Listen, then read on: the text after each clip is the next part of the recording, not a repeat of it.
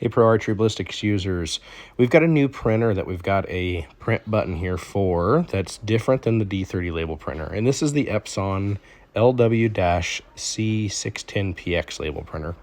This is a great little this is a great label printer. It'll run you about 80, 90 bucks, but it has very, very good detail, significantly better than the D30 does. You can also print labels down to 1/4 of an inch in width, and I think even smaller. I think they have 1/16 inch as well. So you're able to get a sight tape printed right out of the printer without having to make any cuts, and you can stick it right on your side. So we're going to go through the flow of how you're going to scale this. So we have a button in here that's going to save an image for the label printer for the Epson. And what that does is it sets the image width to exactly 1/2 of an inch, which is 0.5 inches. Now that's important because we're going to use that as reference in the Epson app, and we'll show you that here. So you'll click the button, you'll see that it says image saved to photos.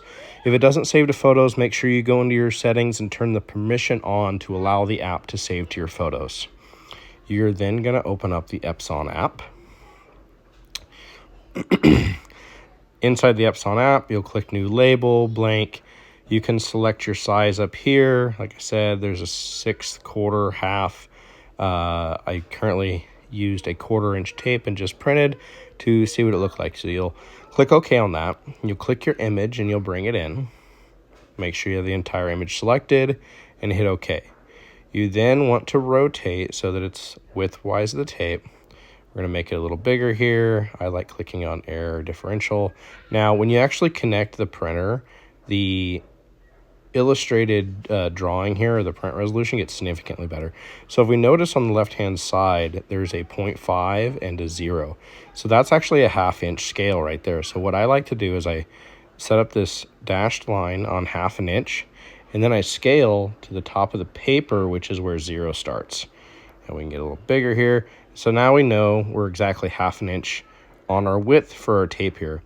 Now, depending on what you want printed, you need to drag this into the print area, which is the full white, not the grayed out area, of where you're going to print there. Now, you can zoom out to the 1:1 scale representation here. That'll help you a little bit.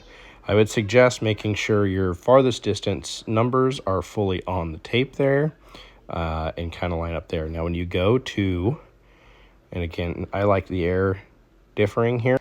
And then when we go to print, it'll pull up a preview.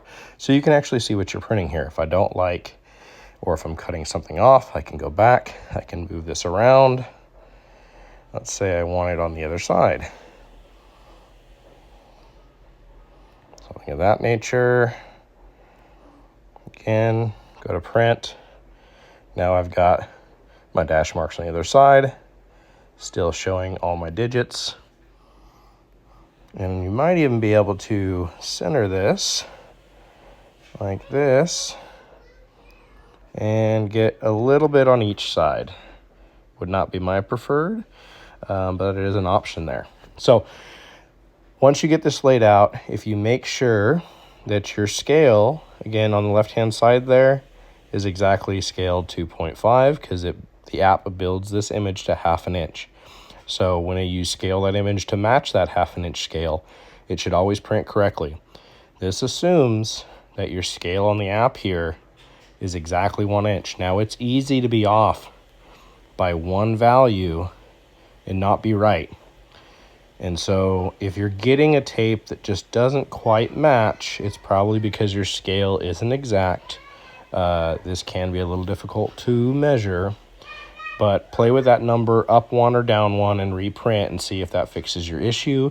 If it does, then you know that that is actually set to exactly 1 inch and you're ready to go. So this is how we're going to print with the Epson. Pretty easy. You've kind of got some guidelines here to make sure you're scaling correctly, and you can go from there. Again, if you have a 1/2 inch tape, which is what comes standard with it, you can get a print layout that looks something more like this. And now you have full numbers. You could then cut the tape where you desire and go from there. And that's the tape that comes with the Epson when you buy it. It comes with a 1/2 inch tape. If you want to buy a 1/4-inch tape, they're a little expensive, but they are fantastic. Only use the Epson branded. I have found issues with the off-brand stuff. It doesn't print correctly. So that's the flow to using the Epson label printer. And we'll show an image here of what it looks like. Here's a printout. So this is that tape we built. You can see very good detail representation. Of course, the 20 to 30 is a little stacked there. Of course, the grains on this table, if you see how tight that is together, this whole tape is only about 1.1 inches long. So very, very small, very detailed there. Great option for those that are running fast setups and want the detail to pick out every distance there. So let me know what you think about this, and I appreciate everyone's support.